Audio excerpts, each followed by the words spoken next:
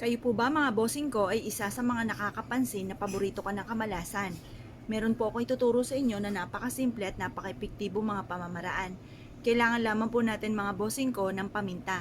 Kung marami kayong paminta, ay mas mainam, mas marami. Ngayon po mga bossing ko, iharap po kayo sa may silangan ng 6:30 or kaya po ay alas 7. At ibibilad po natin to hanggang alas 8 pa ng umaga. Ngayon po mga bossing, pag kayo nakaharap na, mag-wish po kayo dito at tampasulyap-sulyap kayo ng konti sa may liwanag ng sinag ng araw. Pero syempre, huwag kayong tititig dahil maaaring lumabo ang mata po ninyo, sasakit ang mata ninyo. Pasulyap-sulyap lang mga bossing.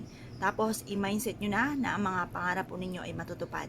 Sabihin nyo po, sa pamamagitan ng pampaswerteng ito at sipag at tiyaga ay magiging matagumpay na ako sa buhay.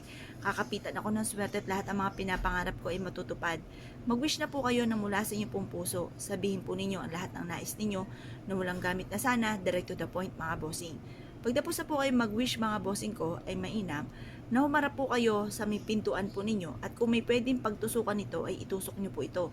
Ngayon po, kahit gaano kadami, basta makapagtusok ka po ng ganito, mas marami ay mas okay.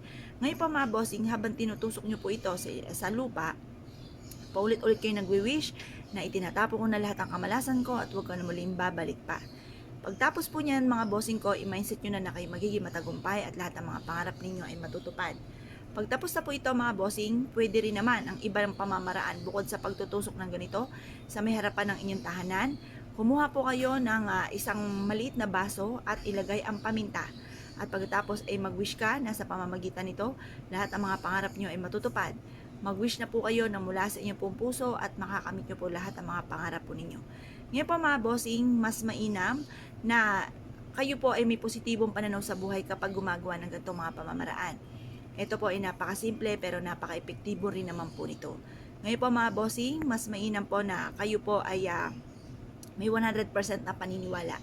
Ngayon po mga bossing, ang iba nyo pang pwedeng gawin, kumuha ka ng isang baso, tapos maglagay ka ng 7 butil lamang po ng paminta. At pagkatapos ay mag-wish ka na alisin na lahat ng mga kamalasan ninyo at puro swerte na dumating po sa inyo. Ngayon po mga bossing, kung kayo po ay naniniwala at gagawin nyo po yan, subukan nyo po yan. Basta kapag tubig, kailangan lagi malinis. Or kung halimbawa man po ay naging brown na ang tubig gawa ng paminta, huwag niyong hahayaan na matutuyo ang tubig. Kapag napansin nyo na parang umuunti, palitan nyo na lang po muli at lagyan ulit ng panibagong paminta at bagong tubig. Mas mainam na huwag nyong hahayaan na matutuyo sa isang basong tubig ang ating tubig na may paminta. Kasi mentras na ito po ay natutuyo, paunti na paunti ang blessing, paunti na paunti ang